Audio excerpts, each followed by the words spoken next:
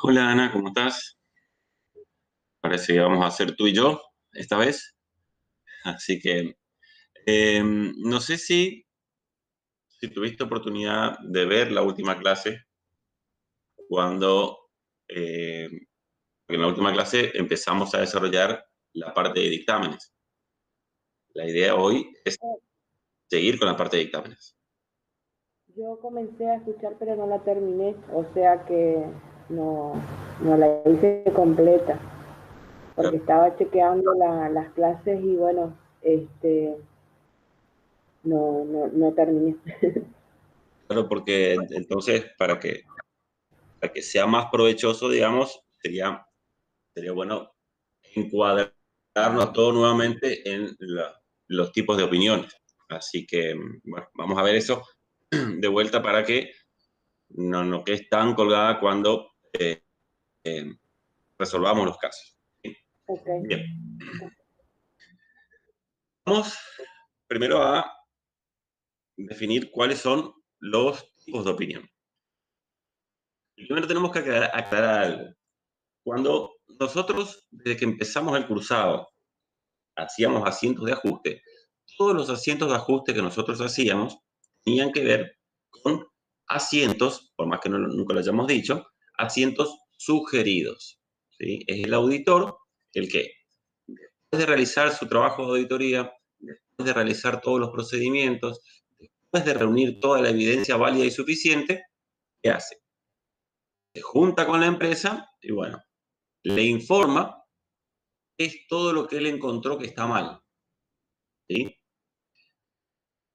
Cuando encuentra esos errores, le sugiere a la empresa asientos de ajuste. ¿Sí?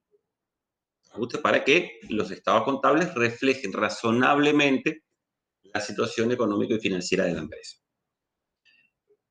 Pero la responsable de los estados contables, en última instancia, es la empresa. La empresa es no solamente la responsable, sino la emisora de los estados contables. Entonces, es la empresa justamente la que tiene la facultad de aceptar o no aceptar los asientos que el auditor le sugiere. Obviamente, acá vamos de vuelta con lo que Esquivel siempre suele decir en clase. Generalmente una empresa cuando solicita una auditoría es porque tiene un interés legítimo en que el informe le dé bien, ¿sí?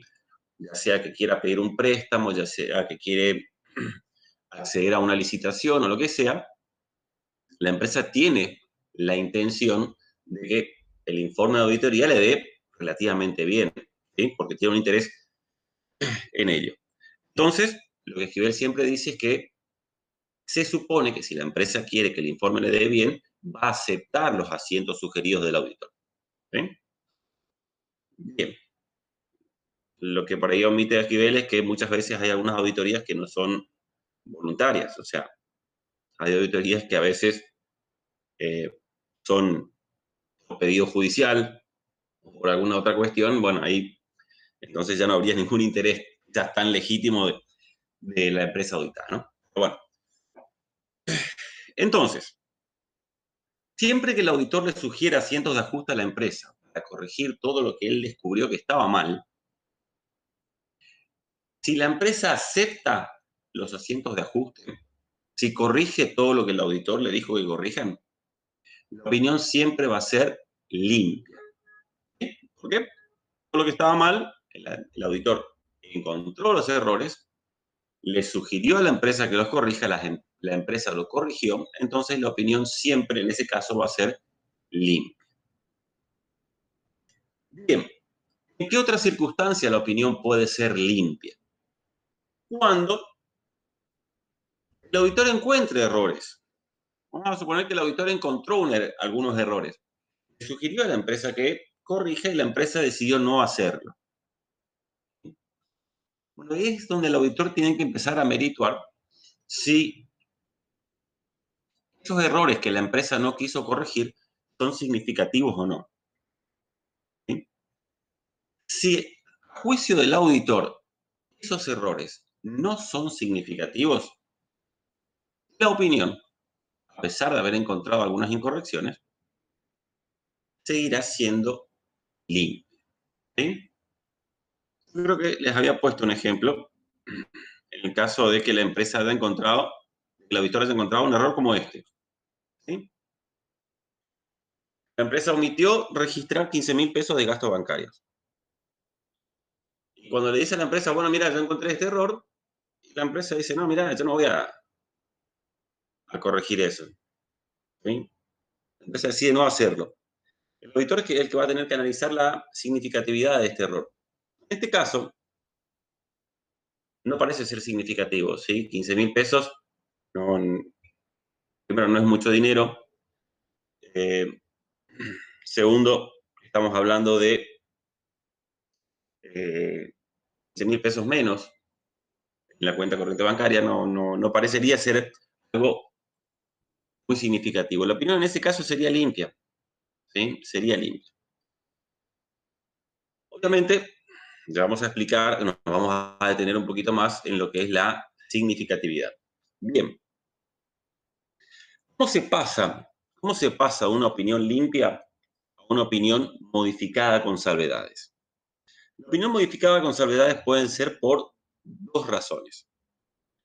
O por desvíos en el marco de aplicación, o por limitaciones al alcance. ¿Sí? Vamos a ver qué es cada una de ellas.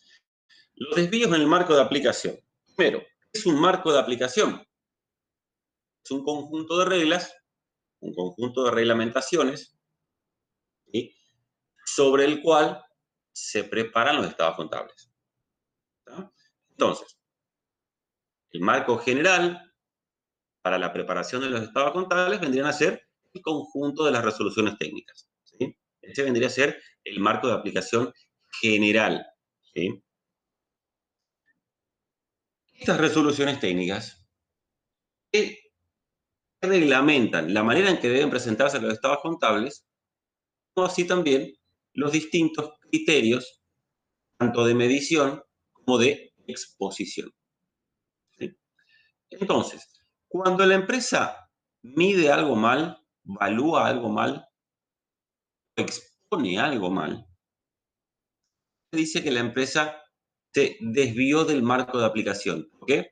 Porque lo hizo sin seguir lo que establecen las resoluciones técnicas para la medición y evaluación, la medición, perdón, y exposición de los estados contables. ¿Sí? Entonces, cuando la empresa incurre en alguna incorrecta medición o incorrecta exposición, la opinión va a ser modificada con salvedades siempre que alguna de estas dos sean, a juicio del auditor, significativas. Tienen que ser significativas, si no, caemos en la opinión limpia. Caemos en lo que hablamos hace un ratito. Entonces, cuando un error de medición o exposición va a ser significativo, tiene que ser importante siempre que lo comparemos con algún punto de referencia. ¿Sí? Si encontramos algún error en la medición de algún rubro del activo, quizás para saber si es significativo o no el error, deberíamos conocer cuál es el monto del activo. ¿Sí? Si el error que cometió la empresa, como vimos recién, es de 15.000 pesos y el total del activo son 50 millones, no es significativo. ¿Sí? Sin embargo, si el error es de 5 millones de pesos, ¿sí? Y el activo es de 25 millones de pesos, sí es significativo. ¿Sí? Entonces, algo va a ser significativo cuando tenga una importancia relativa considerable con respecto a otro valor con el cual se lo compara. Bien. Otro motivo por el que una opinión puede ser modificada con salvedades es que existan limitaciones al alcance. Las limitaciones al alcance, como bien está definido acá, la imposibilidad de reunir evidencia válida y suficiente. ¿Bien? El auditor, todos sabemos, cuando realiza los procedimientos, los distintos procedimientos de auditoría, ¿con qué objetivo lo hace? Con el objetivo de reunir evidencia. Evidencia que sea válida, no solamente válida, sino también suficiente. Entonces, el auditor, cuando realiza su tarea, puede ser que a pesar de que haya realizado todos los procedimientos que estuvieron a su alcance, no haya podido reunir la evidencia que los satisfaga. ¿Sí? O sea, porque la empresa le cercenó información, porque la empresa le haya impedido hacer algún procedimiento, o porque directamente sucedió alguna situación fortuita que impidió que el auditor pudiera reunir esa evidencia. ¿Sí? Yo a veces aclaro por qué algunos de los profesores tienen la idea que las limitaciones al alcance siempre son culpa de la empresa auditada. Yo no considero que eso sea correcto. ¿Por qué?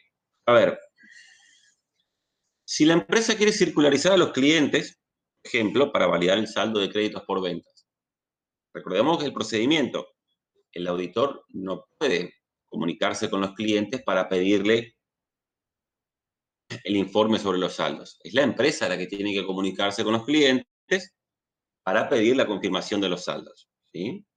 Y los clientes deben remitir esa información directamente al auditor.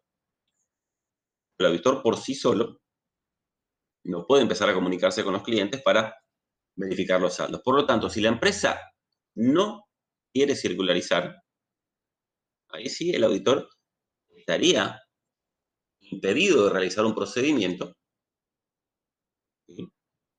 Y ese impedimento vino por parte de la empresa. ¿Ah? Obviamente, el auditor, ante esta imposibilidad, ¿qué puede hacer? Puede verificar los cobros posteriores, puede revisar si después del ejercicio los clientes, según la empresa, le debían determinada cantidad de dinero. Si esos clientes empiezan a saldar sus deudas, obviamente quedan confirmados los saldos que la empresa decía tener. ¿Sí? Y sí, en ese caso podríamos decir que la imposibilidad de reunir evidencia válida y suficiente fue producto de una restricción impuesta por la empresa. Restricción para realizar algún procedimiento. No puede pasar que no sea así. Puede pasar que la situación sea ajena tanto a la voluntad de la empresa como el auditor. Vamos a suponer que la empresa quiere realizar un inventario físico, ¿sí?, de la mercadería. Y están con la empresa para hacer ese inventario físico un determinado día, y un día antes o un par de horas antes, supónganse, se prende fuego el depósito de la empresa. ¿Sí? Se quema la mitad de la mercadería. No fue culpa de la empresa. No fue un impedimento impuesto por la empresa. Fue una situación fortuita. Es ahí donde yo no coincido con algunos docentes cuando dicen que las limitaciones al alcance son impuestas siempre por la empresa. No es así. ¿Sí? Pueden también ser por situaciones fortuitas. ¿Ya? Obviamente, el ejemplo que pusimos del incendio será una situación fortuita siempre y cuando no haya sido intencional, ¿no? Porque si no, bueno. Bien, entonces, ahora, cuando existen limitaciones al alcance que le impiden al auditor reunir evidencia válida y suficiente,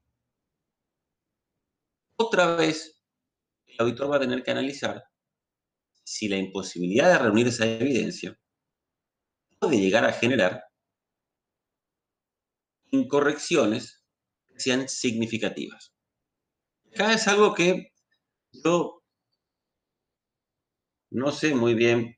A veces creo que el consejo profesional, cuando hacen las resoluciones técnicas por ahí, deberían ser un poco más multidisciplinarios, porque, vamos a ser sinceros, o sea, a veces los abogados redactan un poco mejor. ¿Qué pasa? ¿Cómo analizar la significatividad de algo cuando no se pudo reunir evidencia válida y suficiente? Es un poco difícil, ¿sí? A ver, yo tengo que validar, supónganse que la empresa tiene 10 clientes. De los 10 clientes, todos son clientes menores, ¿sí?, con saldos ínfimos, y hay un cliente que es importante, ¿sí?, que vamos a suponer represente casi el 50% de los créditos por ventas. no se puede validar ese crédito. Pónganse, vamos, para ponerle números, ese cliente le debía a la empresa 10 millones de pesos. ¿Sí? El auditor no pudo reunir evidencia, no sabe si esos 10.000 existen o no existen, que no logró reunir la evidencia. Entonces, ¿qué puede pasar? Puede que sean 10 millones, puede que sean 5, puede que sea 0, puede que sean 20. ¿Sí? No sabemos. Lo único que sabemos es el saldo contable informado por la empresa. ¿Sí? Entonces, al no poder reunir evidencia, uno no tiene la certeza. Por lo tanto, es mucho más difícil analizar cuándo algo es significativo o no, en caso de tener limitaciones al alcance. ¿Sí? Hay que buscar otro tipo de criterios ahí para analizar la significatividad. ¿Sí? Ya va a depender de otras cuestiones, no tanto de lo que diga estrictamente la resolución técnica. Bien.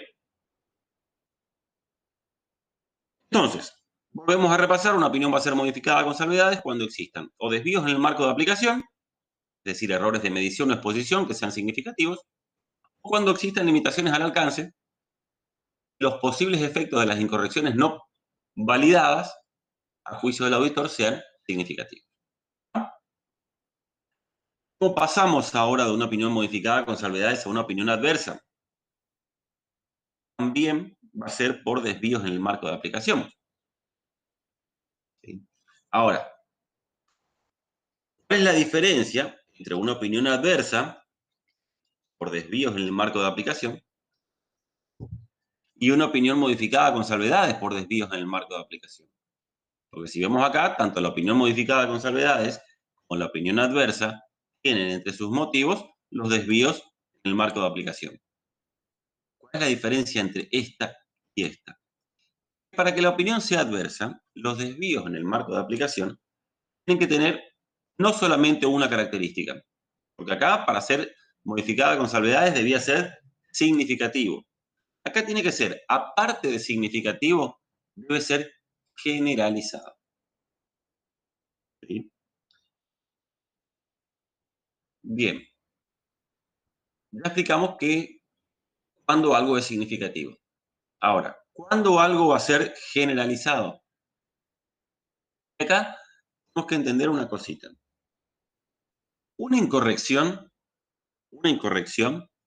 puede ser significativa, no generalizada, pero siempre que sea generalizada va a ser significativa. ¿Ah? Tenemos que repasar un poquito cuestiones de allá de primer año cuando hacíamos P por Q y todas las reglas lógicas. ¿Sí? Algo puede ser significativo y no generalizado, pero siempre que sea generalizado va a ser significativo. ¿Les sirve aprenderse el versito? Perfecto. Esto es así. Bien. Un error va a ser generalizado cuando, vamos a decir, cuando tiene una especie de arrastre o un efecto en cadena. ¿Qué quiere decir? Cuando el auditor encuentra un error, incorrección, sea un problema de medición o de exposición, le sugiere a la empresa que haga el ajuste, la empresa decide no hacerla, por lo tanto los estados contables siguen estando mal. Si ese error que la empresa no quiso ajustar se traslada a los distintos estados contables, se dice que el error es generalizado. ¿Sí? El ejemplo más con el que quizás mejor se ve el efecto generalizado es cuando el error que cometió la empresa es este: CMB a mercaderías, o puede ser al revés, mercaderías a CMB. ¿Sí? ¿Por qué se dice que este asiento produce efectos generalizados? Vamos a suponer, la empresa omitió hacer este asiento, no quiso corregirlo, va a tener mal. El estado de situación patrimonial va a estar subvaluado en 2.500.000. ¿Sí? El estado de resultados también va a estar mal. La utilidad va a estar mal. ¿Sí? Porque el costo de la mercadería vendida va a estar sobrevaluado en 2.500.000. ¿Ah? Entonces, acá ya tenemos un efecto en el estado de situación patrimonial, esta cuenta, y en el estado de resultados por esta cuenta. Al estar mal la utilidad en el estado de resultados, el resultado del ejercicio, que forma parte también del estado de evolución del patrimonio neto, también va a estar mal. Por lo tanto, el patrimonio neto de la empresa también va a estar mal. ¿Se entiende? ¿Se entiende cuando un error? Es como cuando un error produce un efecto conocido como dominó. ¿Sí? Cuando armamos el dominó, si dejamos caer la primera ficha, esa ficha termina tumbando todas las demás. ¿Sí? Bueno, acá es lo mismo. Cuando la empresa comete un error, producto de ese error, se producen otra serie de errores en distintos estados contables, se dice que el error es generalizado. Entonces, cuando existe un problema de medición o exposición que sea significativo y generalizado, la opinión va a ser adversa. ¿Sí? ¿Cuándo vamos a tener una abstención de opinión? Cuando existan limitaciones al alcance. Nuevamente, la opinión modificada con salvedades también puede darse por limitaciones al alcance. ¿Cuál es la diferencia entre esta y esta? La misma que vimos recién. Estas limitaciones al alcance, para que generen una abstención de opinión, deben tener la potencialidad de generar incorrecciones que a juicio del auditor sean significativas y generalizadas. ¿Sí? Por eso yo uso la palabra, acá, uso la palabra potenciales, igual que acá, potencialidad. ¿Sí? Porque estamos hablando de limitaciones al alcance. No sabemos la significatividad del error. ¿Sí?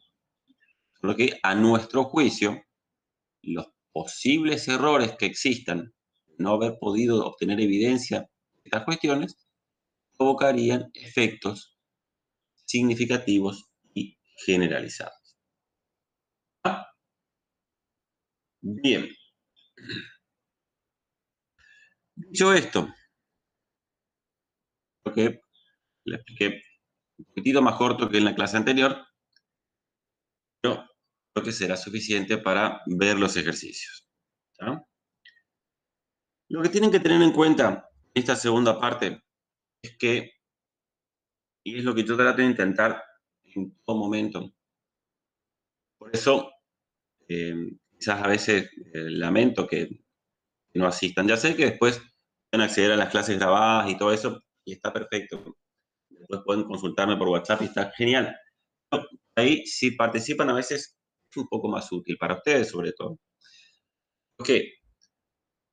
Porque mi mayor objetivo en esta segunda parte de la materia no es que ustedes, o sea, nosotros podemos hacer los ejercicios como están acá, ¿sí? Ustedes pueden copiar en un papel cuál es el problema, hacer el asiento, dar la opinión. No, a ver, si ustedes se quedan con esto anotado en el papel, es muy poco lo que van a aprender, ¿sí? Es muy poco lo que les va a servir. La parte de opinión, todo es un grado de subjetividad bastante grande. ¿Por qué? Porque en definitiva la opinión del auditor siempre depende del criterio profesional de cada profesional. Entonces, como lo dije en la clase anterior, uno de ustedes puede poner en el examen, en el punto 1, en el primer ejercicio, uno de ustedes puede poner que la opinión es modificada con salvedades. Otro de ustedes puede poner que la opinión es adversa. Y ambas pueden estar bien. Ambas pueden estar bien. ¿Sí? Porque cada uno usó un criterio diferente. ¿Sí? Lo que no quiere decir que esté mal. Ahora, para que ambas soluciones estén bien, ¿cuál va a ser el sustento? El fundamento de la opinión. ¿Sí? Más allá de que ustedes logren determinar si la opinión es limpia, modificada, adversa, abstención, como lo acabamos de ver, no es tan complejo. No es muy difícil de aprenderse esto, de saber esto. Es relativamente fácil. ¿Sí? Y a los profesores tampoco les interesa que ustedes pongan opinión 2 puntos modificada con salvedades, porque el punto va a estar mal, el ejercicio va a estar mal. ¿Por qué? Porque la opinión hay que fundamentarla. Ustedes tienen que fundamentar la opinión. Entonces, siempre que ustedes tengan los argumentos necesarios para fundamentar su opinión, el ejercicio va a estar bien. El ejercicio va a estar bien. Entonces, en lo que yo insisto mucho es en los fundamentos de la opinión. ¿Sí? Yo he logrado que alumnos míos vayan, le reclamen la nota a Esquivel, y Esquivel les cambió la nota, la parte práctica, en la parte de dictámenes. ¿Sí? Pero, ¿por qué les cambió la nota? Porque los chicos cuando fueron a ver su nota y a reclamar la nota, le expusieron sus argumentos, le dijeron, mire profesor, a mí acá la opinión es así, así, así, porque yo entiendo que esto es así, así, así. Entonces, los chicos también fueron, obviamente, no todos se animan a hablar con Esquivel, ¿no es cierto? Pero eh, lo que voy es que si ustedes cuentan con los argumentos, Esquivel, por suerte, no es de esos profesores intransigentes que le va a decir, no, esto está mal y está mal. No. Él tiene cierto grado de flexibilidad, sobre todo en esta parte de la materia, porque esta parte es así, es así. Nunca va a ser categórico de que esto es sí o sí modificada, o sí adversa, o no. Tiene sus zonas grises, tienen su parte de interpretación, ¿sí? Hay un montón de otras cuestiones. ¿De qué va a depender también? No es lo mismo que ustedes estén auditando una empresa por primera vez, ¿sí? A que ustedes ya vayan por la cuarta auditoría que le hacen a la misma empresa. Todos los años le estuvieron haciendo un informe de auditoría a la misma empresa. Entonces, no es lo mismo una primera auditoría que una auditoría recurrente. Cambia, cambia. ¿Entiende? Entonces, todo es bastante opinable, valga la redundancia. ¿Ah? Entonces, lo importante es que ustedes tengan los argumentos. Y los argumentos, ¿dónde van a estar? Por eso, también creo que les dije en la clase anterior, ustedes ustedes estarían en condiciones de resolver cualquier tipo de caso de dictámenes. Pero para eso, para poder resolver cualquier tipo de caso de dictámenes, tienen que conocer, inevitablemente, las resoluciones técnicas. ¿Sí? Es decir, tienen que saber cómo se miden los bienes de cambio, cómo se calculan eh, previsiones, ¿sí? Cuándo hay que registrar contablemente un pasivo contingente. Entonces, todos los criterios de medición y exposición están ¿dónde? En la resolución técnica. Con la resolución técnica a mano, pueden resolver cualquier caso de dictamen. ¿Sí? Repito, tienen que tener los argumentos, ¿sí? Para fundamentar las opiniones. De hecho, el ejercicio que yo quería ver hoy, en realidad, mi plan original era hoy seguir con los casos prácticos que habíamos empezado en la clase anterior. Pero, como sé que algunos de ustedes están interesados en rendir ya el día jueves, unos van a probar rendir libre, me estuvieron preguntando por eso, entonces es que justamente por eso yo decidí dar unos pasitos adelante y seguir en la clase de hoy con un examen. Un examen para que pudieran ver los exámenes. Siempre es mejor resolver los exámenes que los ejercicios prácticos, ¿sí? Entonces, por eso es que decidí saltearme algunos casos y hacer un examen para que lo tuvieran la posibilidad de ver cómo es. Bien. Dice, para cada punto, analice y describa brevemente el problema, confeccione los asientos y cálculos que considera apropiados, tomando cada caso como independiente. Indique cómo sería el informe del auditor si la empresa no acepta los ajustes propuestos. Asimismo, comente, si fuera necesario, la opinión sobre uniformidad. Primero, esto es indispensable que diga, ¿sí? Siempre vamos a trabajar en los casos de dictámenes asumiendo que la empresa no acepta los ajustes. Una cuestión súper obvia, lo que explicamos hace un ratito. Si la empresa acepta los asientos de ajuste, la opinión siempre va a ser limpia y no tendría sentido el ejercicio. Considere que son situaciones significativas, lo que no implica en la emisión de una opinión adversa, por lo tanto, no son generalizados. Antes los exámenes iban hasta acá, ¿sí? Iban hasta acá. Esta partecita la agregaron por último y gracias a Dios que lo hicieron, ¿sí? Porque,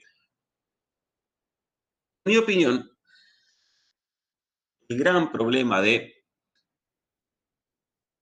evaluar la parte de dictámenes de manera escrita es que los profesores, a los fines de facilitarles a sí mismos la corrección de los exámenes, encorsetan demasiado los ejercicios, ¿sí? Le llenan de restricciones y de supuestos a los ejercicios, y el alumno termina sin saber, perdón el exabrupto, pero sin saber cómo carajo opinar, ¿sí? Entonces, por suerte, le agregaron esta pequeña partecita que les abre una ventana importante. ¿Por qué? A ver, analicemos qué dice acá. Considere que son situaciones significativas, lo que no implica la emisión de una opinión adversa.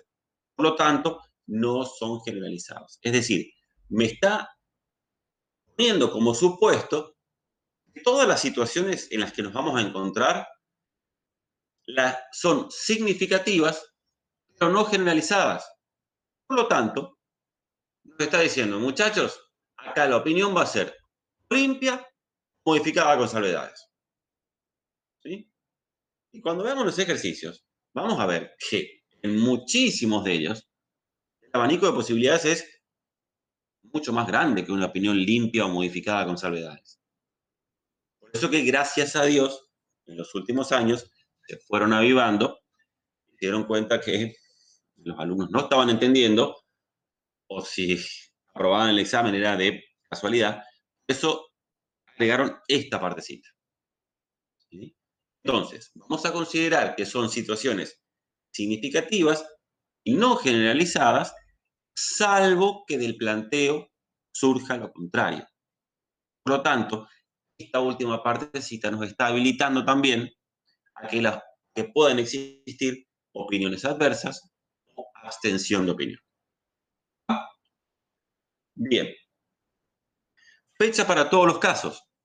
Cierre del ejercicio al 31/12 del X4 y la emisión del informe del auditor es 4 meses después, el 30 de abril del X5.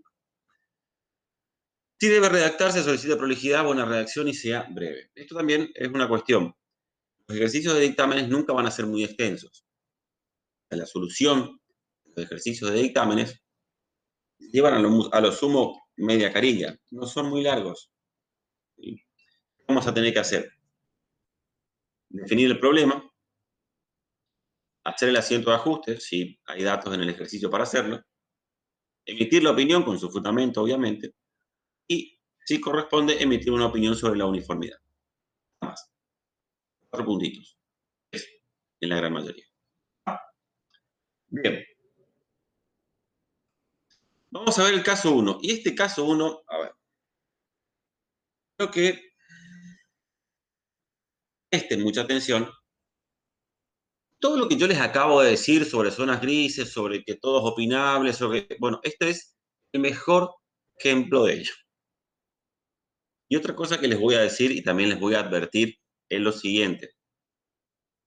Los profesores, recuerden que esta segunda parte hace Alejandra, ¿sí? No quiero que se me malinterprete. O sea, a mí me cae súper bien la profesora, sé que a vos también tenés una muy buena relación con ella, pero ella es un poco maldita al momento de hacer los exámenes. Ella a veces redacta de una manera como induce el error, en mi opinión. Eso hay que estar atento, no solamente a lo que dice el planteo en sí, sino en ir descubriendo esas pequeñas cositas que ella va agregando en el examen, a veces son como para hacerles pisar el palito. Bien. Dice, se trata de un servicio de auditoría recurrente. Como parte de los servicios que presta el estudio, realiza las liquidaciones mensuales de sueldos e impuestos. La empresa utilizó para la medición del 50% de sus existencias finales de bienes de cambio el criterio del BNR, que debieron haber medido al costo de reposición según las normas contables profesionales. Acá yo le marqué con negrita, porque es lo que yo interpreto como la primer mentira que tiene el planteo, o el primer intento de confundir al alumno. ¿Sí? Primero, dice, vamos a volver a leer. La empresa utilizó para la medición del 50% de sus existencias finales de bienes de cambio el criterio del valor neto de realización, que debieron haberse medido al costo de reposición según las normas contables profesionales. Primero, las normas contables profesionales no son categóricas. Es decir, la empresa puede evaluar sus bienes de cambio al BNR y dependerá de las circunstancias, hay que analizar el caso. Pero la empresa, según las normas contables profesionales, sí puede evaluar sus bienes de cambio al BNR. Deben darse ciertas circunstancias, ¿sí?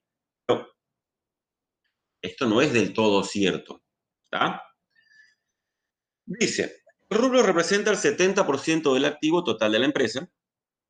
La diferencia de sobrevaluación se imputó al costo de mercaderías vendidas y es de 425.000 pesos, considerado significativo para la auditoría. La empresa no quiere ajustar la medición del rubro, alegando que tiene una orden de venta ya colocada, en espera de confirmación por parte del cliente Juan CSRL, del cual sería, ¿no?, cobrará un anticipo de clientes. Usted efectuó la revisión de los hechos posteriores. A la fecha de emisión del informe,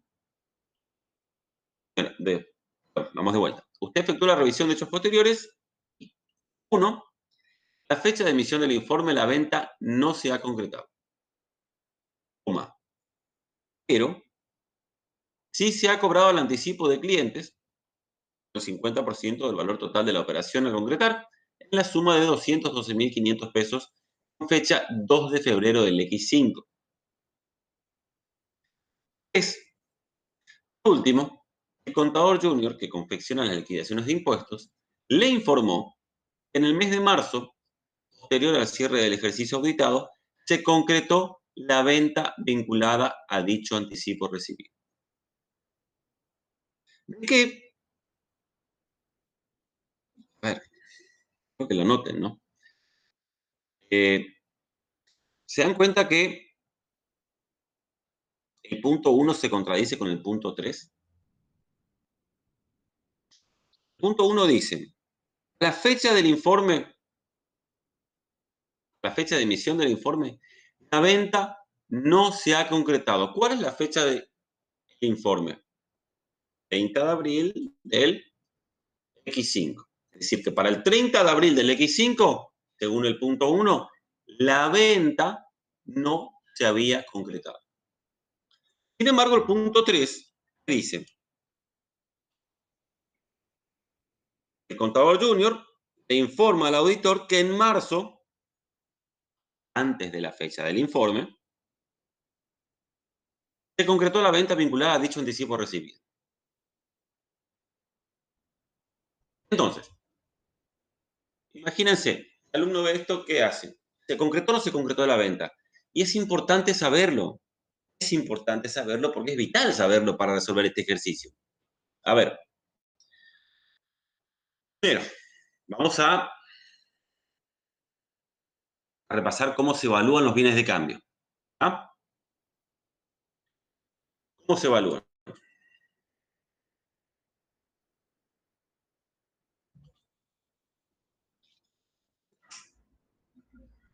Primero, al costo de reposición.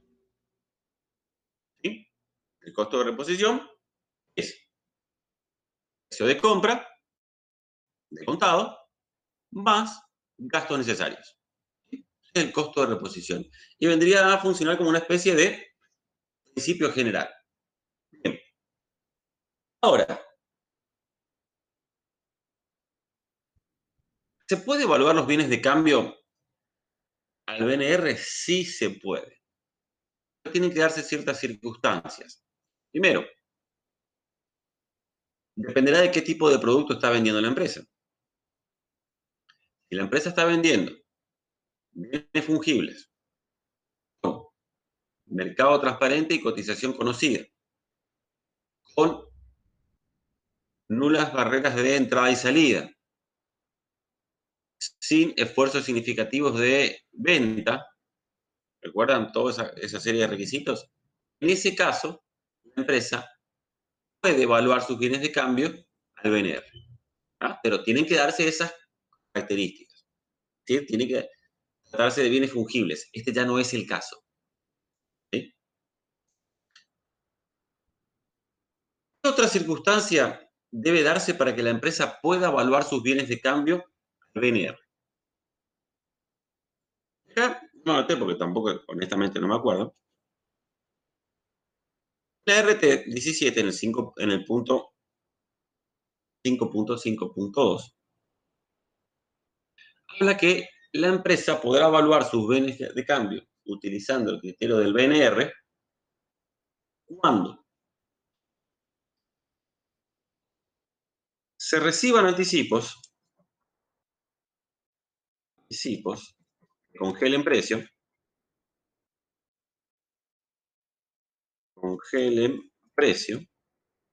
además que las condiciones contractuales de la operación aseguren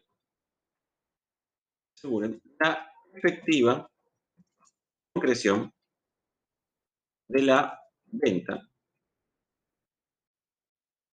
y la ganancia. Entonces, tienen que darse las dos condiciones. Es decir, la empresa tiene que haber recibido un anticipo que congela precio y las condiciones contractuales de la operación deben asegurar que la venta realmente se efectúe. Cuando se dan esas condiciones, la empresa sí puede evaluar sus bienes de cambio al BNR.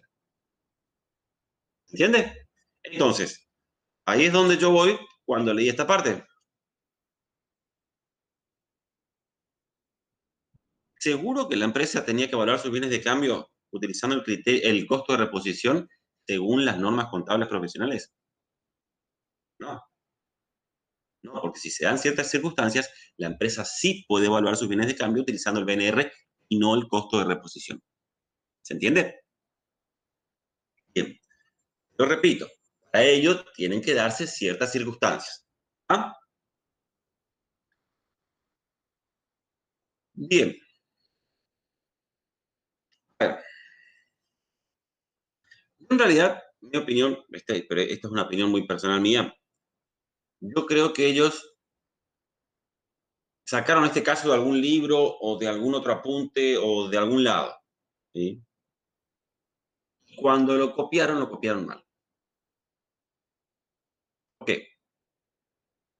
Creo que este ejercicio está planteado de la siguiente manera. Tenga tres soluciones posibles. ¿Sí? Una considerando solamente el punto 1, otra considerando el punto 2 y otra considerando el punto 3. ¿Sí? Si se consideran los puntos de manera separada, pueden ver de que el punto 1, la opinión va a ser adversa. En el punto 2, hay la posibilidad de que sea modificada con salvedades. Y en el punto 3, la opinión sería limpia. ¿Sí? Entonces, para mí el ejercicio estaba planteado de esa forma. Ellos lo copiaron mal, le quisieron agregar una vuelta de rosca que termina complicando todo. ¿Por qué? Porque así como está redactado, así como ellos lo redactaron, no se puede tratar a los puntos 1, 2 y 3 de manera separada. ¿Por qué? Esta partecita, por este pero. ¿Sí? Este pero termina haciendo que el punto 1 y el punto 2 haya que analizarlos de manera conjunta, haya que analizarlos juntos. ¿Sí? Volvamos a leer. Dice, la empresa no quiere ajustar la medición del rubro, alegando que tiene una orden de venta ya colocada y en espera de confirmación por parte del cliente, del cual cobrará un anticipo de clientes. Efectuó la revisión de hechos posteriores y a la fecha de emisión del informe, la venta no se ha concretado, pero sí se ha cobrado el anticipo de clientes por un 50% del total de la operación a concretar, la suma de 212.500 pesos con fecha 2 del 2 del X5.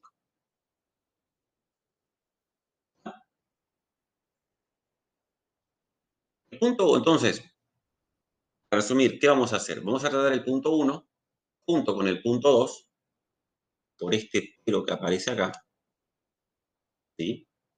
Y el punto 3 lo vamos a tratar aparte. ¿Por qué? Porque el punto 3 entra en directa colisión con el punto 1. ¿Sí? El punto 1 dice que la venta no se ha concretado. El punto 3 dice que la venta sí se ha concretado. Entonces, imposible tratar el punto 1 junto con el 3. ¿Entiende? Que entran en directa colisión. ¿Ah? Bien. Entonces, ¿cómo se resuelven estos ejercicios? Primero se debe, bueno, cuando yo digo primero, no quiere decir que es lo primero que tengan que hacer. Deben plantear de manera breve, deben redactar cuál es el problema que ustedes ven en este caso. Deben hacer el asiento de ajuste que ustedes crean que deben hacerse y deben emitir la opinión y su fundamento. ¿Sí? En la clase pasada también creo que les dije, ustedes pueden empezar por donde quieran. Muchas veces, obviamente, dependiendo la facilidad que tengan para hacer asientos de ajuste, muchas veces es más fácil identificar el asiento de ajuste que hay que hacer. Y una vez que hacen el asiento de ajuste, saben que está mal. ¿Sí? ¿Entienden? Bien. Volvamos entonces al ejercicio. ¿Qué problema habría acá? Recuerden, vamos a tratar el punto 1 junto con el 2 y el punto 3 como una alternativa de solución. ¿Sí? Lo que acabamos de decir. El punto 1 está enfrentado con el punto 3. No se pueden resolver de manera conjunta. ¿Ah? Considerando todo lo que dice el planteo, hasta el punto 1 y 2. ¿Qué problema existiría acá? La empresa tendría bien o mal medido sus bienes de cambio. Porque acá el problema que encontró el auditor está en el rubro de bienes de cambio. ¿Sí? Acá una aclaración. A ver, fíjense que yo la conozco, la profesora. A ver, miren. Fíjense las condiciones que pusimos acá. Primero deben recibirse anticipos que congelen precio. Les pregunto, perdón, les pregunto, ¿este anticipo congela precio?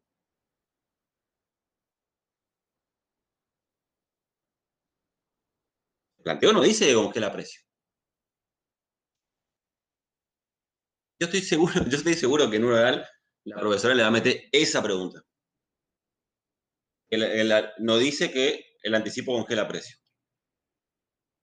Ustedes pueden contestar. ¿Congela precio? Sí congela precio. ¿Y dónde dice? Acá, cuando le está diciendo el monto del anticipo es la mitad del valor de la operación a concretar. ¿Sí? Si no les diera ese porcentaje, sí. La profesora les podría decir, no, pero el anticipo no dice que congela precio. Bueno, pero acá sí, porque acá le está dando el porcentaje del anticipo. Si no congelara, no les iba a dar porcentaje. ¿Entiendes? Es una cuestión de semántica. ¿Ah? Bien. Entonces, considerando que la empresa decidió valuar el 50% de sus existencias finales utilizando el criterio del BNR, alegando que la fecha de emisión del informe, la venta no se concretó, pero sí se cobró el anticipo. En ese caso, ¿qué tendríamos como problema?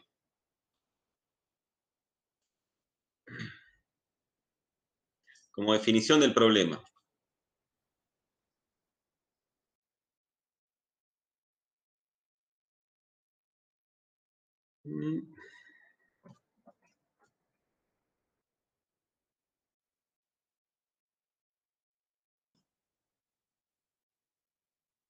¿Cómo lo plantearían ustedes? Y acá vuelvo a repetir lo que dije en la clase anterior.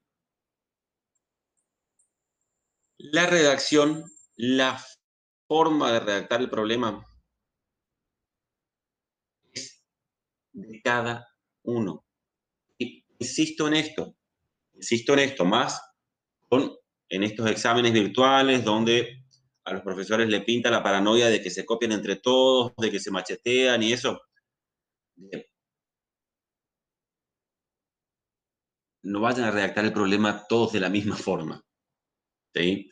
Yo tengo mi propia forma de redactar los problemas, mi propia forma de escribir.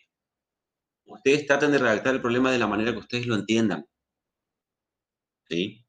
No traten de aprenderse un versito ni nada de eso, porque el profesor va a pensar que ustedes se copian. ¿Está? Entonces, ¿qué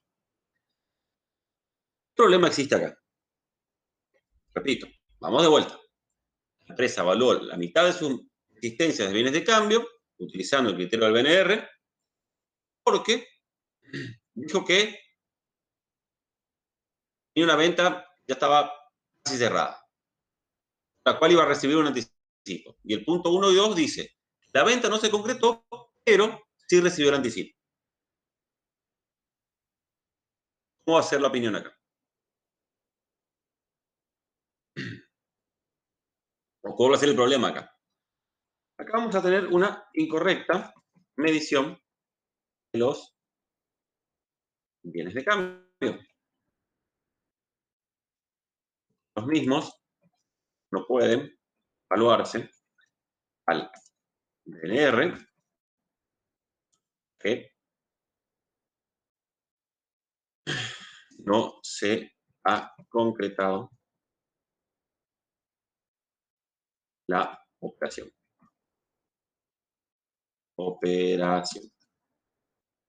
¿Sí? Por lo tanto, es lo que no se dio. No se dio este segundo supuesto. Ahora, y para que ustedes vean lo amplio que puede ser todo esto. Fíjense este detalle. Es una auditoría recurrente. Quiere decir que es una auditoría recurrente. Quiere decir que no es la primera vez que ustedes están auditando esta empresa. Ya la vienen auditando desde hace varios ejercicios. ¿Sí? ¿Qué quiere decir esto? Que conocen a la empresa, que conocen su sistema administrativo, que conocen cómo funciona su control interno. Que conocen cómo se manejan los empleados. Probablemente conozcan a varios de sus clientes. ¿Sí? Entonces, acá, piénsenlo de esta manera y recuerden, siempre ustedes tienen que pararse asumiendo que ustedes son los auditores. ¿Sí? Con todo el riesgo que ello conlleva. Recuerden que el auditor tiene responsabilidad tanto civil como penal. ¿Ah? Entonces, siempre al momento de poner la firma en una opinión, recuerden que también va a influir en el criterio profesional del auditor. Y el cagazo que tenga de perder el título. ¿Sí? Vamos a, hacer, a decirlo en un lenguaje coloquial. Eso también va a influir cuando el auditor emita una opinión. El miedo que tenga de perder el título al momento de poner una firma en un dictamen. La responsabilidad que tiene el auditor por ello. ¿Sí? Eso también va a pesar al momento de que el auditor decida opinar o cómo opinar. ¿Entienden? Bien. Dicho esto, ustedes ya conocen a la empresa, saben cómo funciona. A ustedes, como auditores, conociendo la empresa, conociendo quizás a este cliente, ¿por qué no? Si ustedes ven que la empresa recibió el anticipo, ¿ustedes qué opinan? ¿Esa venta se va a concretar o no?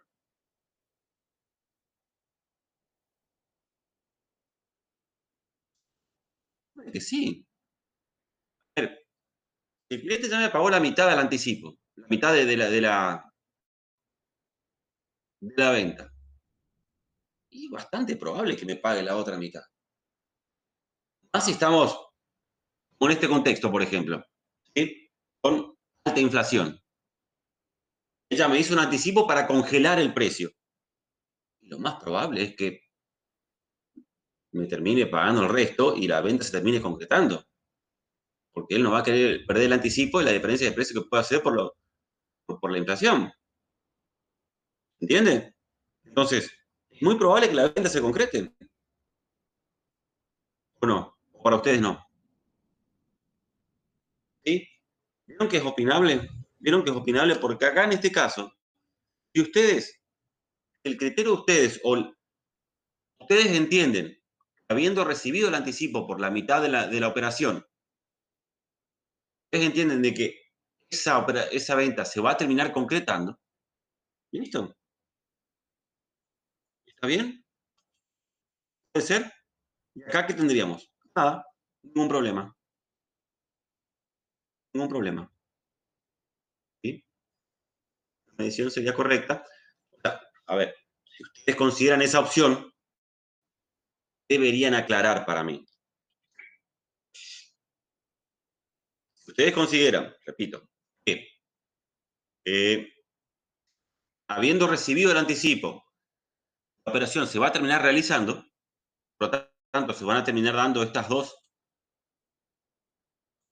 circunstancias, ustedes acá podrían explicar, no redactar quizás un problema, pero podrían redactar, ¿sí? ¿De qué manera?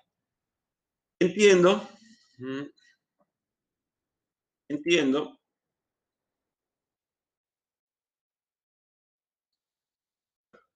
vamos a poner, al tratarse de una auditoría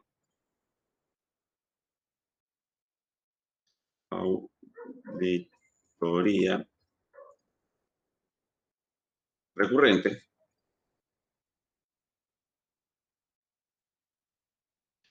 entiendo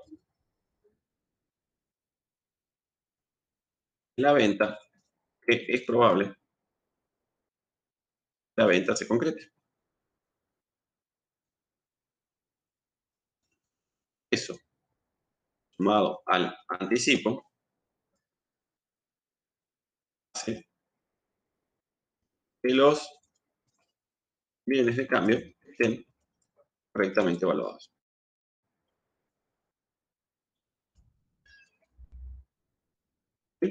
Opinión limpia. ¿Ah? ¿Se entiende? ¿Vieron cómo puede tratarse de manera distinta? Y ambas estar bien, depende del argumento. ¿Sí? Si consideran esta, van a tener que hacer un asiento de ajuste, o acá van a tener que hacer ¿qué asiento?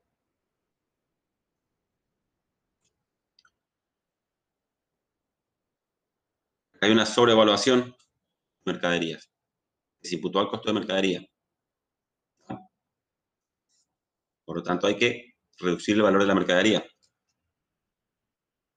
MB, mercadería. 202.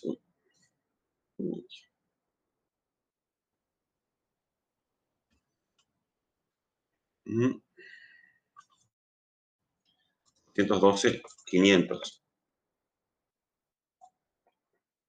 ¿Sí? Repito, este asiento de ajuste se correspondería con este problema. ¿Ah?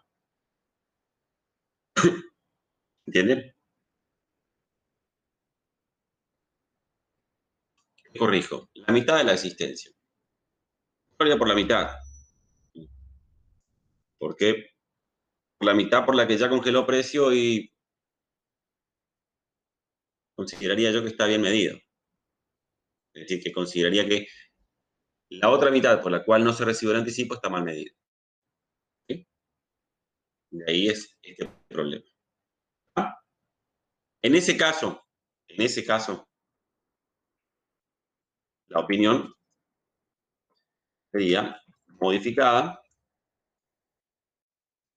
con salvedades.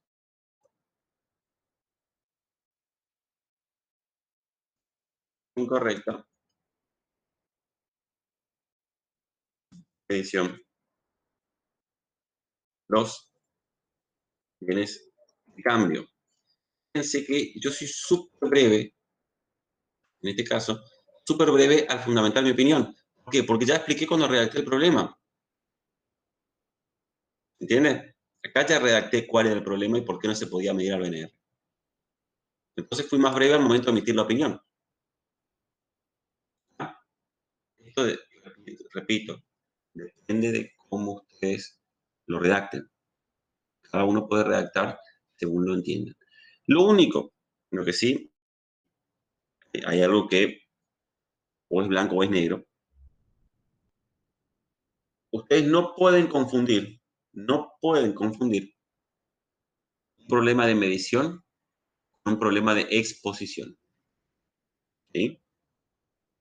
No pueden confundir. O es medición o es exposición. Hay casos, no son muchos, pero hay casos donde existen ambos problemas, de medición y exposición. ¿Sí?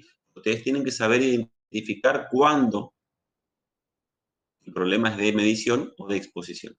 ¿Está? Eso no pueden confundir. Eso no es opinable, digamos. ¿Está? Bien. Entonces, vamos de vuelta.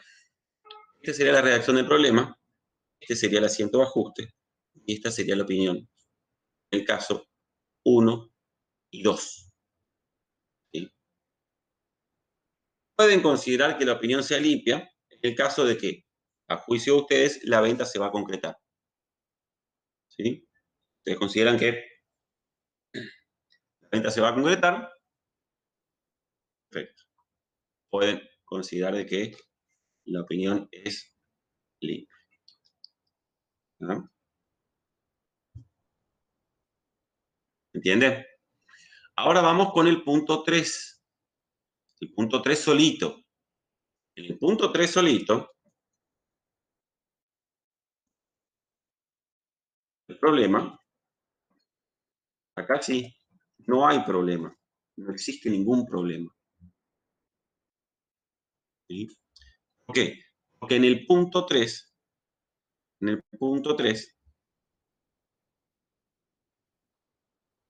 se da todo. ¿Sí?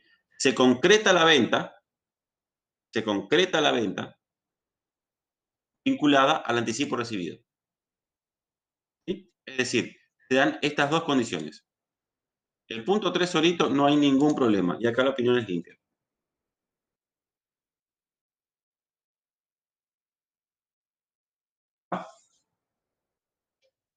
¿Entiende?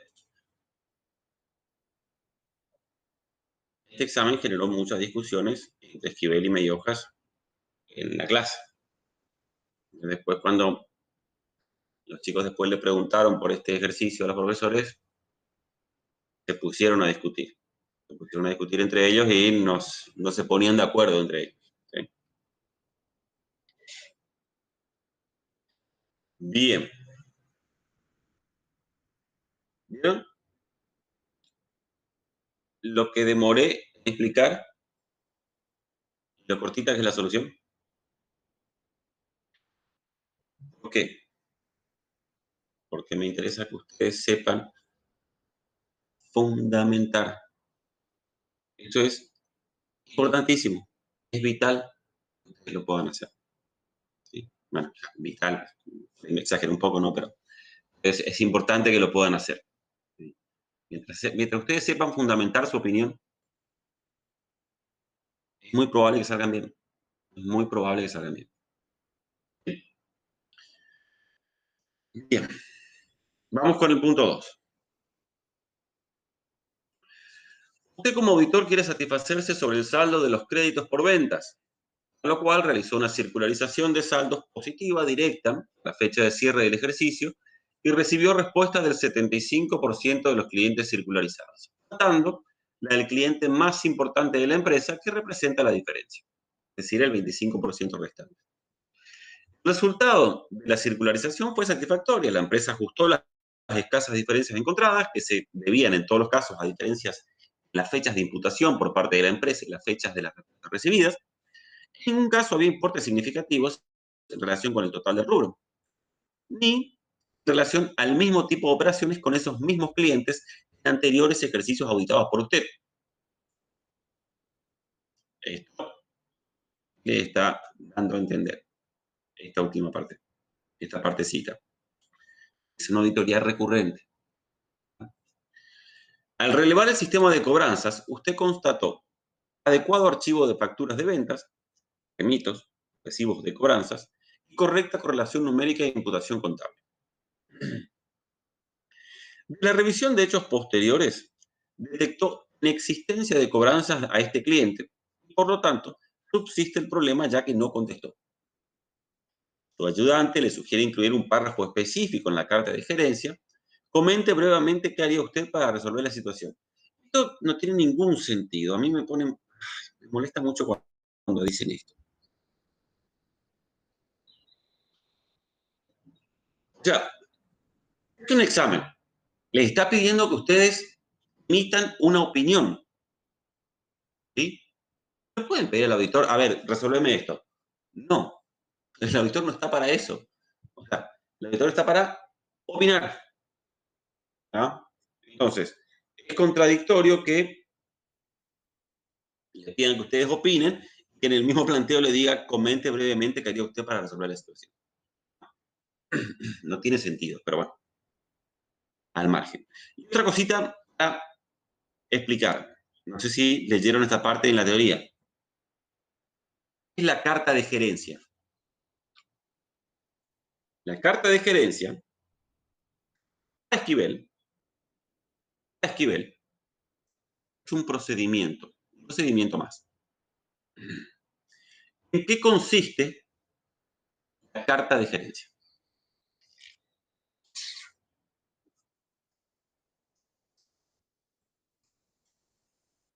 A ver, Esquivel dice que es un procedimiento más, lo cual de cierta manera yo coincido. Pero es el último procedimiento, el último procedimiento que debe hacer el auditor antes de emitir el informe. De hecho, si quieren ser súper cuidadosos, hacen firmar la carta de gerencia. Cuando tienen la carta de gerencia firmada, firman el informe. ¿Sí? ¿En qué consiste la carta de gerencia? La carta de gerencia es una manifestación que hace la gerencia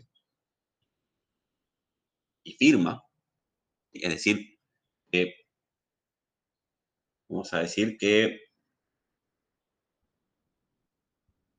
a ver, es una manifestación de la gerencia donde ellos aseguran que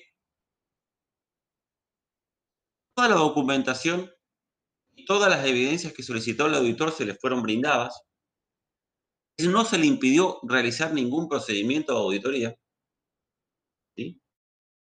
Y que toda la información fue revelada de manera oportuna y precisa, ¿sí? Es decir, la empresa debe asegurar que no nos ocultó nada, ¿sí? Debe asegurar también que todo lo que el auditor le pidió hacer o toda la documentación que le pidió se le fue brindada en manera oportuna y precisa. ¿Para qué sirve esto?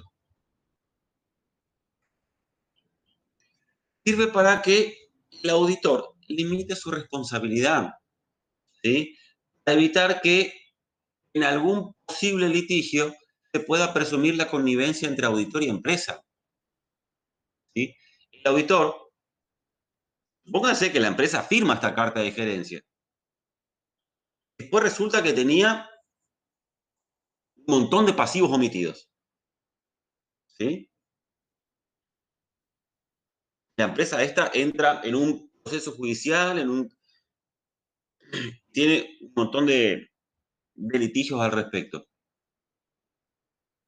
El auditor también va de la mano con eso, porque van a decir, no, a ver, vos firmaste con informe y dijiste que estaba todo bien.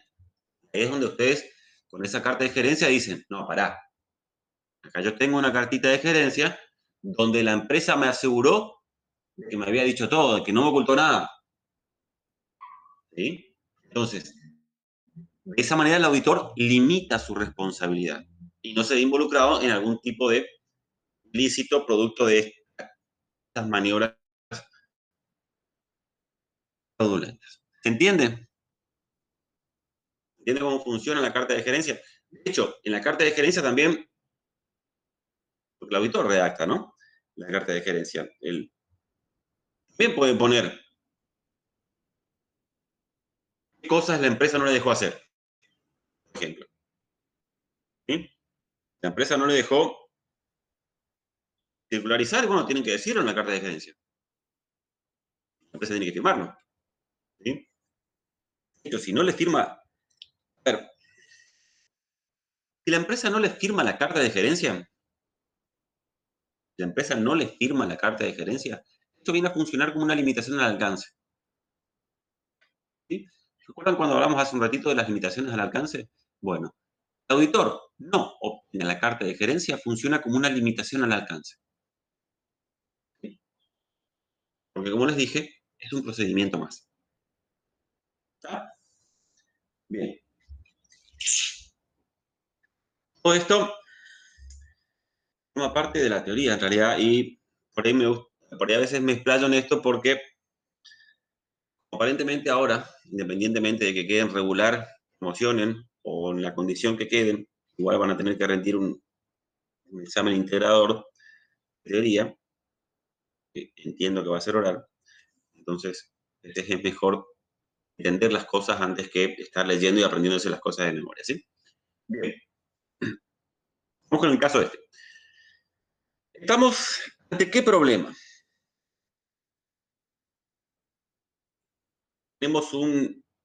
Existe un desvío en el marco de aplicación, existe una limitación al alcance, ¿qué existe acá?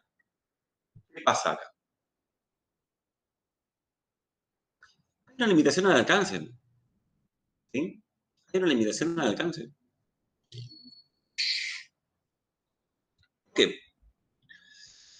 Porque el auditor, si bien pudo circularizar y pudo obtener evidencia del 75% de los clientes circularizados, no pudo obtener evidencia de ese cliente que dice ser el más importante de la empresa.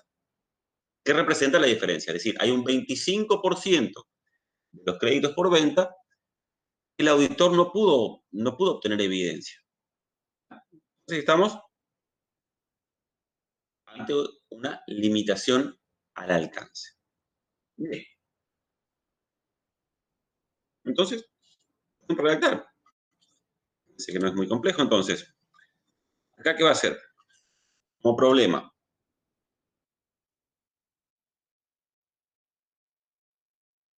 ¿Cuál sería? Existen limitaciones al alcance que impidieron reunir evidencia válida, suficiente, con respecto al rubro créditos por ventas. Más precisamente,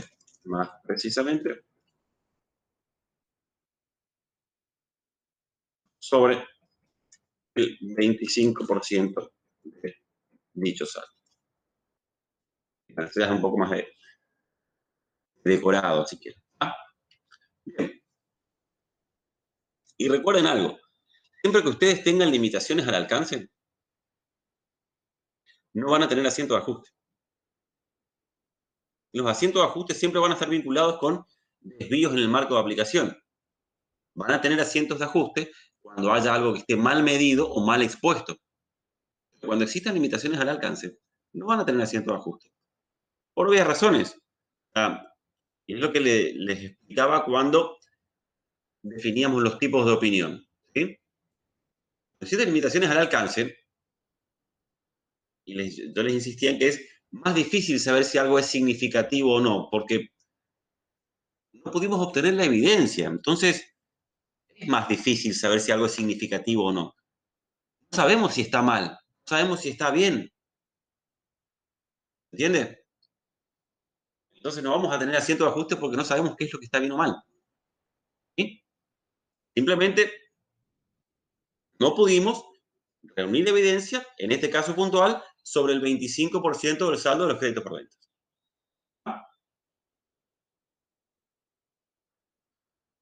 Entonces, vamos a tener asiento de ajuste, vamos a tener que directamente emitir una opinión.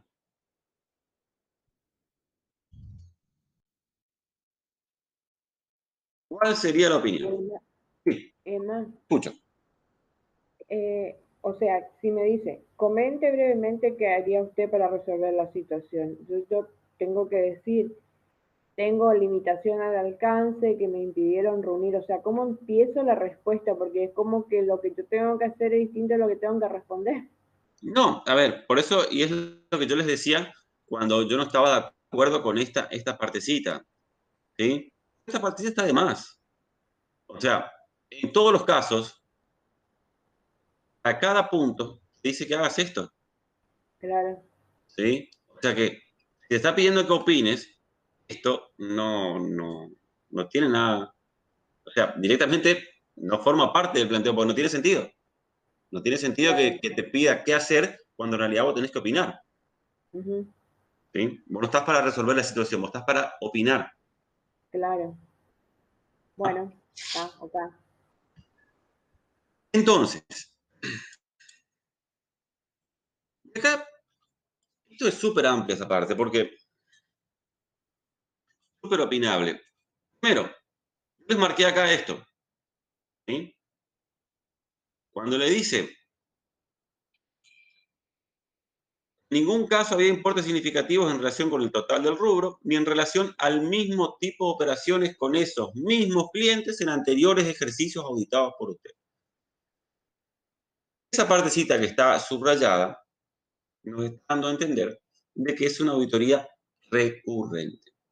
Muchas veces ustedes, el fundamento de la opinión puede estar fundamentado en si es una primera auditoría o una auditoría recurrente. ¿Por qué? Porque se supone que en una auditoría recurrente, el auditor conoce mucho más a la empresa. ¿Sí? Si viene haciendo hace varios años informes de auditoría para una misma empresa y durante todos los años estuvo entre opinión limpia y modificada con salvedades por alguna que otra cosita, es difícil que ahora sea algo distinto, digamos, ¿sí? O sea, el auditor quizás puede confiar un poco más en la información que le brinda la empresa porque la conoce un poco más si es una auditoría recurrente. ¿Se entiende? Entonces, primero, acá hay un 25% del saldo que no se pudo validar. ¿Qué tenemos que determinar acá? ¿Es significativo? ¿No es significativo? Les vuelvo a decir, es siempre difícil darse cuenta. No difícil darse cuenta, difícil merituar. No sé si el 25% es significativo. Así como está, sí, perfecto. Bueno, 25% podría ser significativo. Ahora, ¿es realmente un 25%? Que esa relación 75-25 es en base a qué? Los saldos contables según empresa. ¿Sí? Entonces, supónganse que el total de créditos por ventas era de 1.000.000 de pesos. Me quedó 250.000 que no pude validar. Estos 250.000, ¿son realmente 250.000? ¿O son 100.000? ¿Son 400.000? No sé. El único dato que tengo es 250.000 según la empresa. ¿Entiende cómo es un tanto complejo saber cuándo algo es significativo o no? Complejo. Ahora, si bien, si bien ese 25% podría resultar significativo, fíjense que, porque también está marcada en negrita, ¿no? Ustedes relevaron el sistema de cobranzas y ven que la empresa es muy prolija, ¿sí? Tanto en el archivo de la factura, los remitos, los recibos de cobranza, vieron que la correlación numérica es correcta, incluso la imputación contable también. Eso, sumado a que es una auditoría recurrente, no son argumentos válidos para que ustedes, a pesar de no poder validar ese 25%, terminen concluyendo que la opinión es limpia. Sí, puede ser limpia. ¿Sí? Puede ser que efectivamente ese 25% realmente exista. ¿Sí? Porque si bien acá dice que detectó inexistencias de cobranza a este cliente, por lo tanto, recuerden que, ¿por qué explica esta parte? Porque el procedimiento alternativo a la circularización de clientes es la revisión de cobros posteriores. Entonces, además de no haber podido validar ese 25% con la circularización, tampoco pudo validar ese 25% revisando los cobros posteriores.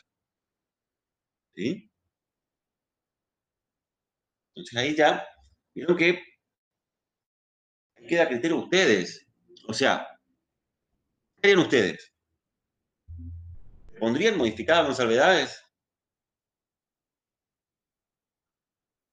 Sí, puede ser. Acá, por ejemplo, tanto la opinión limpia como la opinión modificada con salvedades, para mí las dos son perfectamente correctas. ¿Sí? A ver, ¿cómo sería una opinión modificada con salvedades? ¿Qué dirían? Opinión, vamos a poner eh, modificada, modificada con salvedades. Limitaciones al alcance. Al no poder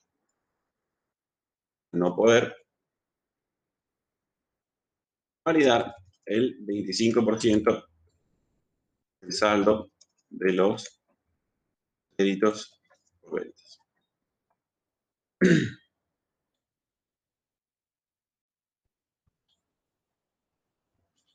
¿Sí?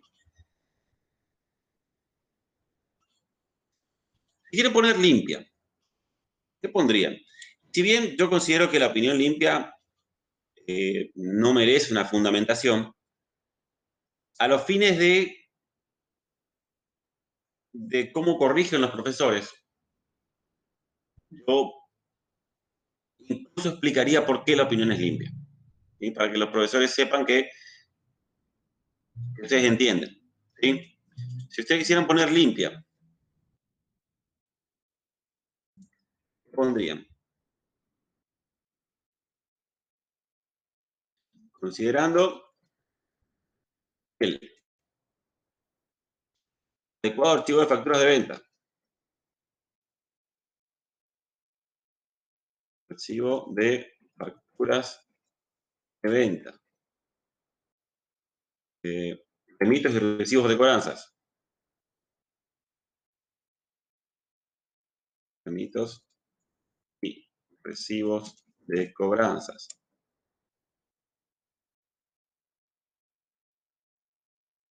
Correcta correlación numérica y imputación contable. Y correcta correlación numérica e imputación contable.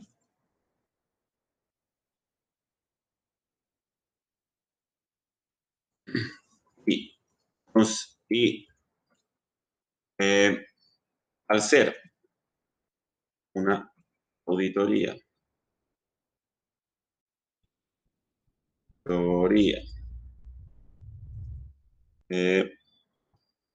recurrente,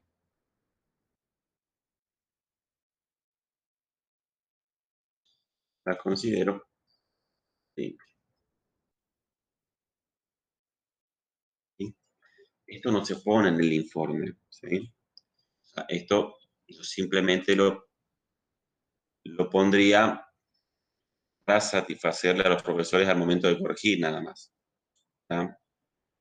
Para que ellos entiendan por qué ustedes pusieron limpia. ¿Tá? Yo creo que ambas son válidas. ¿Sí?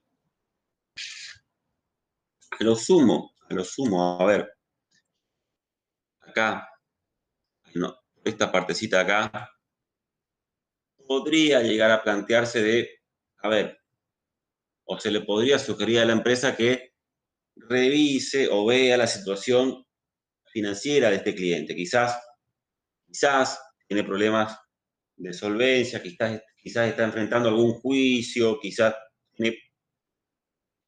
habría la posibilidad de previsionar. En este caso, ya no, son cosas que escapan al planteo en sí. Fíjense que incluso, por ejemplo, acá habla de un 75 y 25% del rubro créditos por ventas. Si la empresa vende el 80% al contado, la empresa del 100% de las ventas, 80% son al contado y un 20% son a crédito. Acá, en este caso, si fuera así, estaríamos hablando de un 25% del 20%. Ni siquiera sería significativo. ¿Sí? Es como a veces uno tiene que considerar un montón de cuestiones, o sea, no es, a veces los planteos son bastante escuetos y no permiten a veces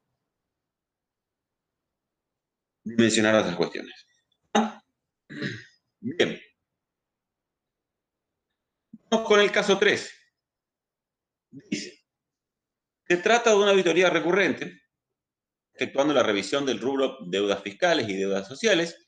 Usted detectó, 1, errores en las liquidaciones de cargas sociales, nuevos empleados no registrados, declaraciones juradas de IVA, incorrecta aplicación del decreto 814, error en el porcentaje, correspondientes a los últimos 4 meses del ejercicio auditado.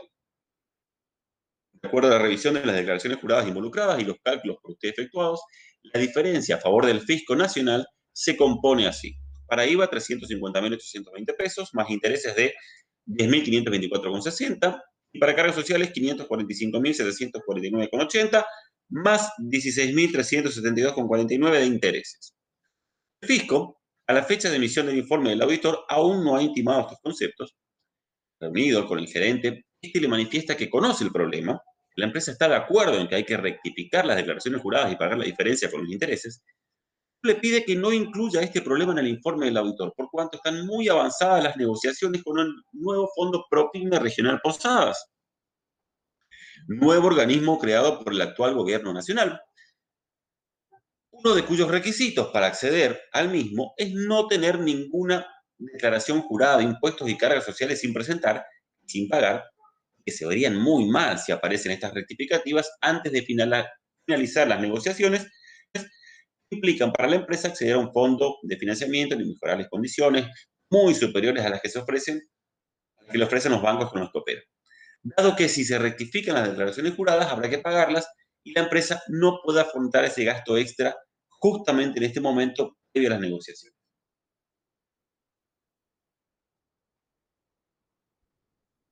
El ejercicio, honestamente, el ejercicio termina acá.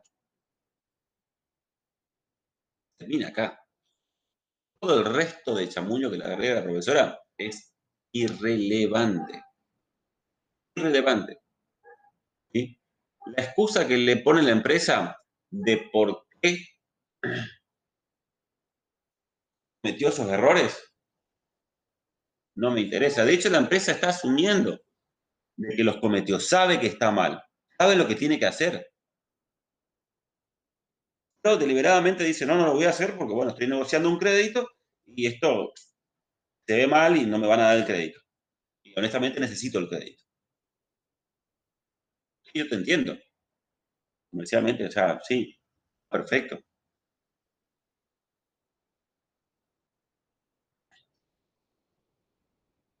¿Qué harían ustedes?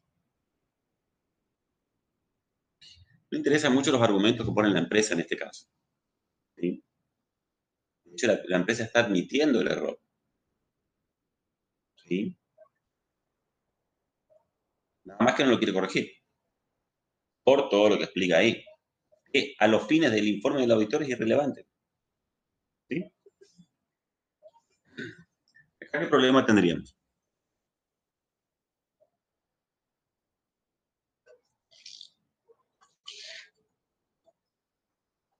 Acá tendríamos como problema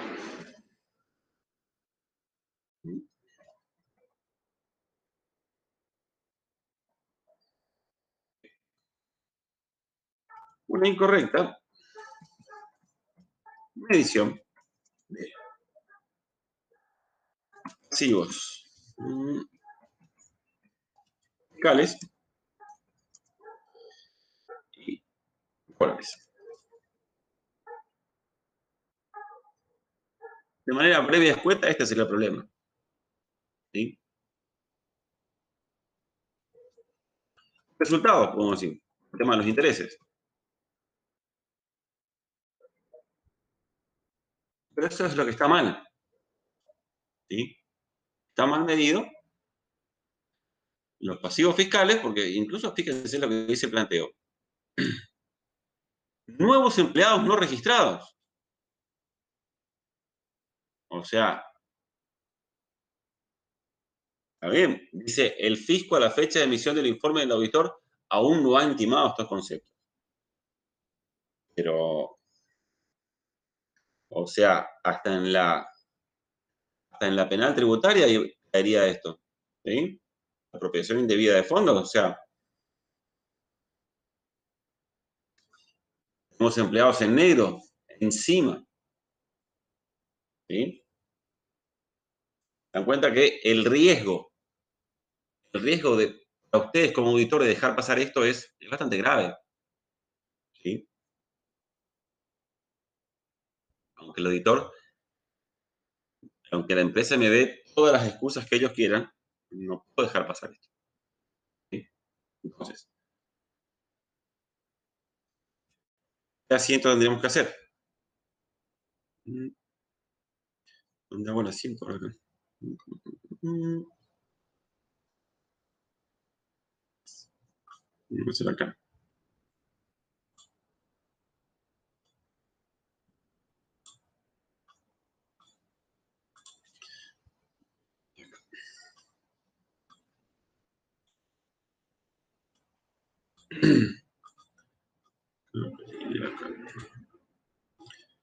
Tenemos entonces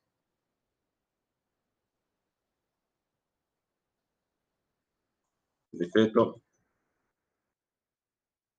814, intereses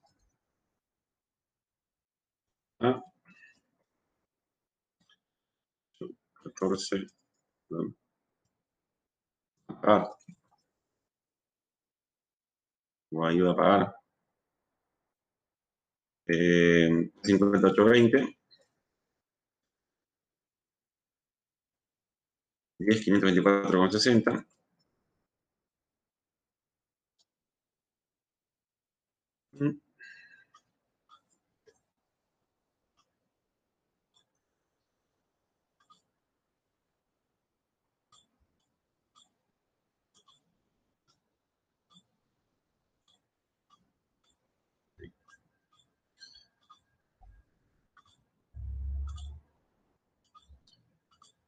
Y para el otro serían redes sociales.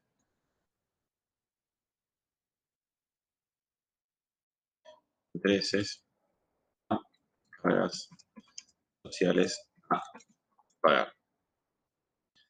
145, 749,80. 5, 749,80. 16, 372, 372,49. Todo esto.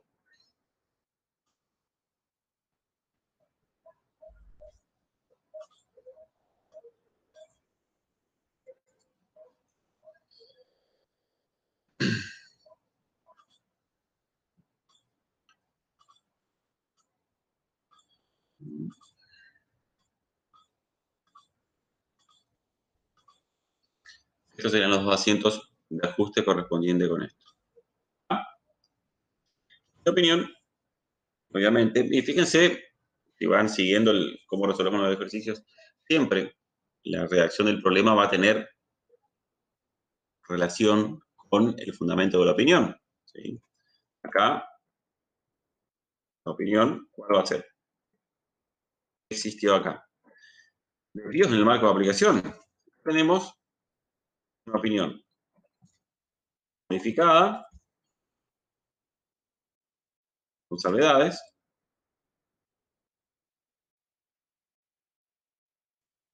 incorrecta, medición de pasivos laborales y fiscales.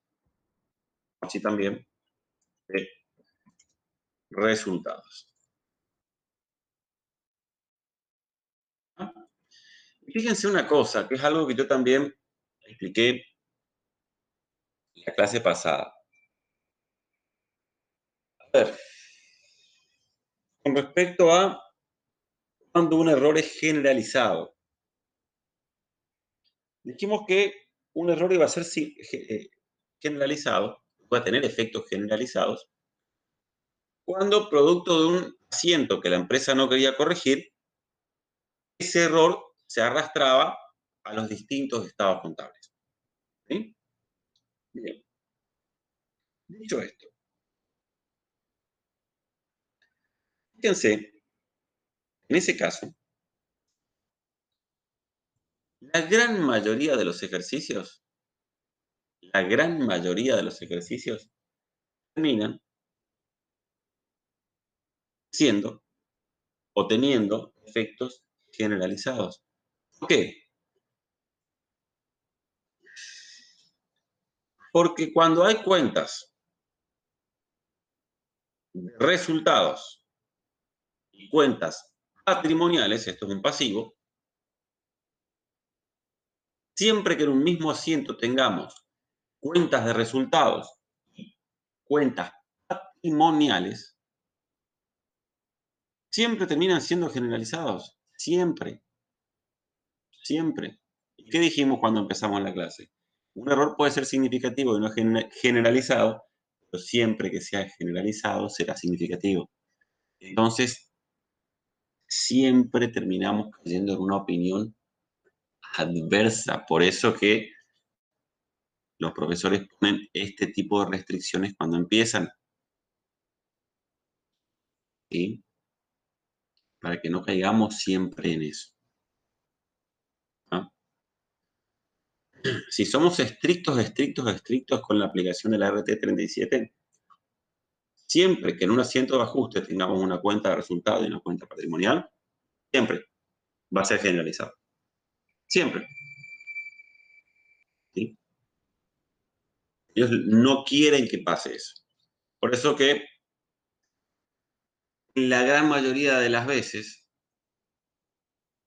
ellos consideran que cuando está involucrada la cuenta CMB y mercadería, eso sí tiene efectos generalizados. Pero es un criterio muy propio de ellos, ¿eh? Muy propio de ellos. Es un poco, y por eso yo siempre considero que evaluar dictámenes de manera escrita es un poco, no se termina de entender, el alumno no termina de entender bien el alumno todo ese tipo de cuestiones, ¿sí? Es porque ellos cuando diseñan los ejercicios no lo piensan mejor, digamos. Pero se da esa situación en la mayoría de los ejercicios. Todos serían adversas si fuéramos estrictos en la aplicación de la RT37. ¿Ah? Bien, vamos con el caso 4. Dice así: la sociedad ha preparado el estado de resultados sin efectuar discriminación de compras y gastos erogados en el lanzamiento del renovado sitio web de la empresa, agrupando diversas operaciones pagadas por única vez en una cuenta llamada gastos generales ordinarios, totalizando la suma de 506.209 pesos. Según el informe técnico presentado al directorio de la compañía, se calcula que estará operativo con un mínimo gasto de mantenimiento anual que oscilará el 1% del incremento de las ventas que se espera obtener con este nuevo canal de comercialización durante por lo menos 3 años contados a partir del ejercicio siguiente al auditado. El sitio fue lanzado con éxito la primera semana del ejercicio auditado y ha continuado funcionando correctamente. El gerente de la compañía le ha exhibido el mencionado informe, así también todas las facturas de compras y gastos involucrados, aunque a la fecha de emisión del informe no tenía preparado una discriminación de las ventas efectuadas únicamente a través del sitio, permite advertir si ha habido o no un incremento en las mismas. Los conceptos involucrados son los siguientes: gastos de armado web, gastos de papelería e impresiones, gastos de instalación de servidor, honorario de diseñador gráfico, servidor HP y rollo de fibra óptica StarTech.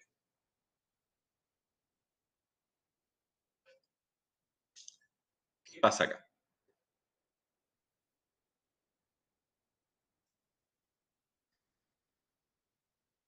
¿Qué problema existe acá? La empresa puso en funcionamiento un renovado sitio web, el cual, o a través del cual va a vender sus productos y espera poder obtener o espera incrementar sus ventas producto de este nuevo canal de ventas. Para poner en funcionamiento este nuevo sitio web, gastó en el gasto armado, papelería, en la instalación del servidor, honorarios, servidor, fibra óptica, todo eso. Nada más que todos estos gastos, a pesar de tener, como dice, eh, dice, mmm,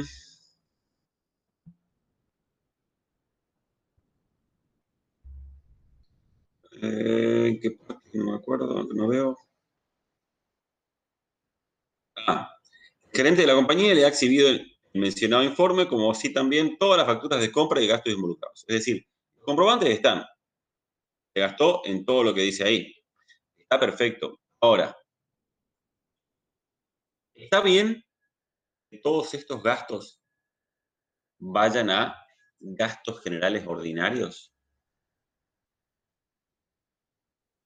No. Acá, fíjense, vieron cuando les dije que no hay que confundir problemas de medición con exposición. Bueno, ¿cuándo un problema va a ser de exposición? Un problema va a ser de exposición cuando los conceptos o los montos estén en cuentas o estén en rubros que no corresponden. ¿Sí? Bueno, este es un caso.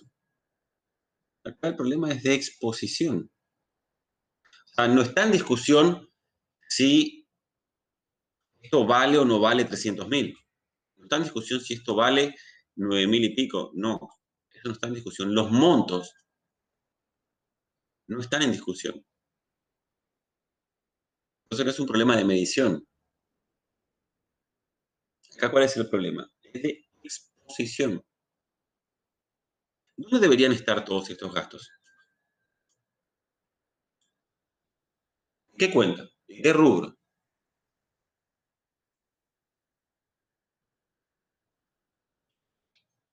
Hay que ver para qué se hicieron estas erogaciones.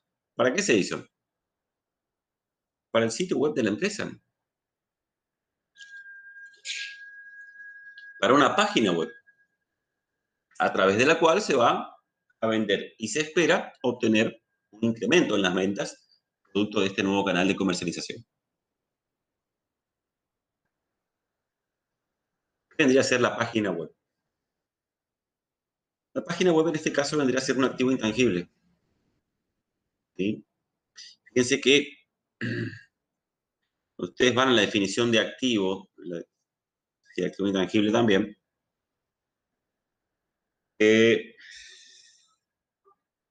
habla de que para ser considerado como tal, tiene que tener la capacidad de generar ingresos futuros.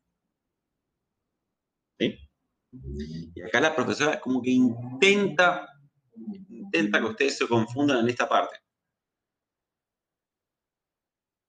Cuando dice que a la fecha de emisión del informe no tenía preparada una discriminación de las ventas efectuadas únicamente a través del sitio web, puede advertir si ha habido o no un incremento en las mismas. ¿Interesa que haya habido un incremento en las ventas? No. O sea, ¿interesa que haya habido un incremento en las ventas para poder considerar a la página web como un activo intangible? No. Siempre y cuando la página web tenga la capacidad o la potencialidad de generar ingresos futuros, perfectamente puede ser un activo intangible. ¿Sí? No hace falta de que ya haya generado sus ingresos. ¿Entienden? Bien. Entonces, ¿qué corresponde hacer con esto? Siempre que haya problemas de exposición, vamos a tener que reclasificar. Tenemos entonces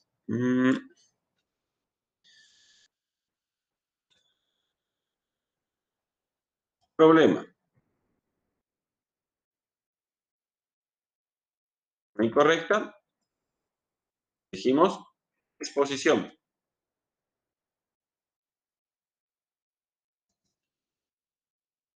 Las erogaciones deben activarse o exponerse dentro del rubro activos intangibles. Intangibles. Al ser considerados necesarios para la puesta en funcionamiento. Está en funcionamiento en la página web. Nuevo canal de comercialización.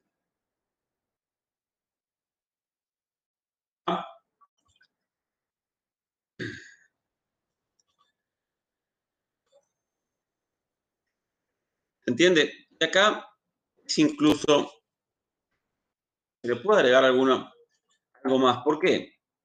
Porque, a ver, depende de cómo ustedes lo consideren. Gastos de armado web. ¿Es un gasto necesario?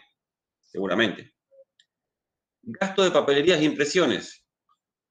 Y no sé. Vamos a suponer que sí. Vamos a suponer que son imprescindibles para la puesta en funcionamiento de la página web. Gasto de instalación del servidor, también. Gasto necesario. Honorarios del diseñador gráfico, seguramente también. Ahora, estos dos. Fíjense que estos dos, tanto el servidor como la fibra óptica, pueden ser inventariables, ¿eh? Estos últimos dos podrían formar parte de los bienes de uso. Antes que de activos intangibles. ¿Entienden? La página web como espacio virtual sí podría ser un activo intangible. Pero estos dos últimos conceptos quizás deberían ser considerados bienes de uso porque son inventariables. Entonces, ¿qué podemos hacer? Podemos poner página web, ¿sí? Página web como activo intangible a gastos generales ordinarios. Acá yo lo haría por los 4 primeros conceptos, ¿sí? 16.380 más 660 más 9669 más 26.500.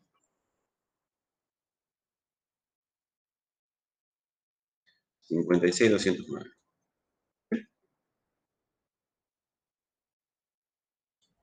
Lo haría por esos 3 conceptos. Y acá pondría en el otro servidor como bien de uso, ¿sí? Fibra óptica, también como bien de uso, a gastos generales ordinarios. Recuerden, la empresa había, o las derogaciones las había puesto dentro de la misma cuenta que se llamaba gastos generales ordinarios. Hay que sacarlos de ahí y exponerlos como activo intangible, como página web, y eventualmente como bienes de uso a la parte que es inventariable. Tenemos 300.000 y 150.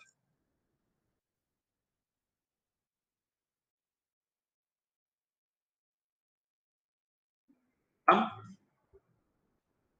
Entonces, ese es el problema. Es un problema de exposición. Estos son los asientos de ajuste. ¿Sí? ¿La opinión cuál sería? Pondría modificada con salvedades.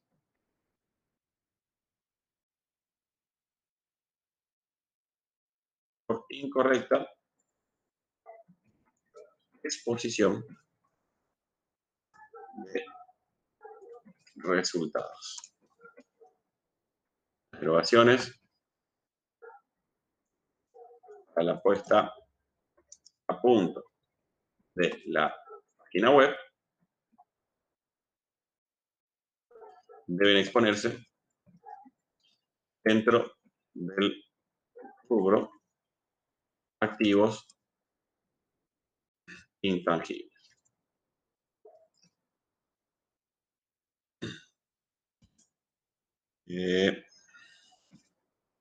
Los conceptos inventariables. Conceptos inventariables dentro del rubro bienes brutos. ¿Sí?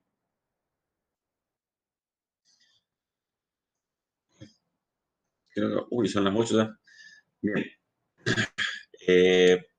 El jueves seguiríamos la parte de informes y sería nuestra última clase antes de tomarnos unos días por las fiestas. Seguramente los primeros días de enero estaríamos retomando